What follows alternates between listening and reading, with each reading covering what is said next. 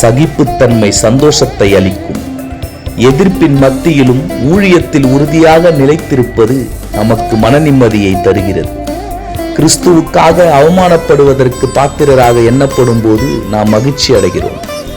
சோதனைகளை சகிப்பது மனத்தாழ்மை, கீழ்ப்படிதல், சகிப்புத்தன்மை ஆகிய குணங்களை இன்னும் முழுமையாக வளர்க்க உதவுகிறது. அதோடு தேவன் மீது சார்ந்திருக்கவும், அவருடைய வாக்குறுதிகளின் நம்பிக்கை வைக்கவும், அவரையே அடைக்கலமாக கொண்டிருக்கவும் நமக்கு கற்பிக்கிறது. ஆமென்.